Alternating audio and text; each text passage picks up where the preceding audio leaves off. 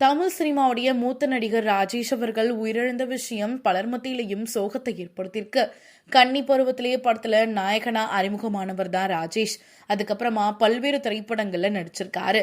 வெள்ளித்திரை நடிகர், டப்பிங் கலைஞர், எழுத்தாளர், சின்னத்திரை நடிகர்னு எல்லாத்துலயுமே அவருடைய முத்திரையை பதிச்சிருக்காரு. சிறந்த குணச்சித்திர நடிகரான ராஜேஷ் தமிழ் மட்டுமில்லாம மலையாள திரைப்படங்கள்லையும் நடிச்சிருக்காரு. சில சீரியல்கள்லையும் நடிச்சு புகழ் பெற்றவர். 47 வருஷத்துக்கும் மேலா கன்னி பருவத்துல தொடங்கி சர்க்கார் திரைப்படம் வரையும் நடிச்சிருக்காரு.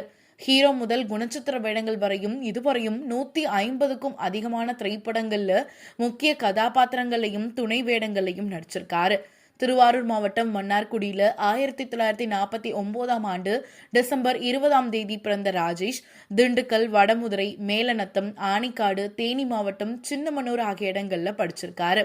காரைக்குடி அழகப்பா கல்லூரியில BUC, பச்சையப்பாஸ் கல்லூரியில படிச்ச ராஜேஷ் 1972 இருந்து 79 வரையும் ட்ரிப்ளிகேன்ல இருக்கக்கூடிய கெல்லட் மேல்நிலை பள்ளியில ஆசிரியராகவும் பணியாற்றியிருக்காரு. 1974 தான் அவள் ஒரு தொடர்கதை படத்துல நடிக்க வாய்ப்பு கிடைச்சிருக்கு. அதுல ஒரு சின்ன ரோல்ல மட்டுமே நடிச்சாரு. இதுக்கப்புறமா ராஜ்கன் தயாரித்த கன்னி பருவத்திலே படத்துல ஹீரோவா அவர் நடிச்சாரு. பாலச்சந்தர் அவர்களுடைய அச்சமில்லை அச்சமில்லை படத்துல ராஜேஷ் நடிச்சிருக்காரு. அதுக்கப்புறமா பல குணச்சித்திர வேடங்களும் அவருக்கு கிடைச்சது.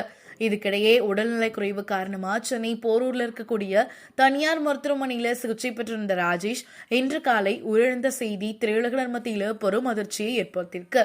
காலை 8:15 மணியளவுல அவருடைய வீட்டில இருந்தப்போ மூச்சு திணறல் ஏற்பட்டு இருக்கு. அவரை மருத்துவமனைக்கு அழைத்து சில ஏற்பாடுகள் செஞ்சிருக்காங்க. அவருடைய மரணம் பலர் மத்தியிலையும் சோகத்தை ஏற்படுத்தியிருக்கு.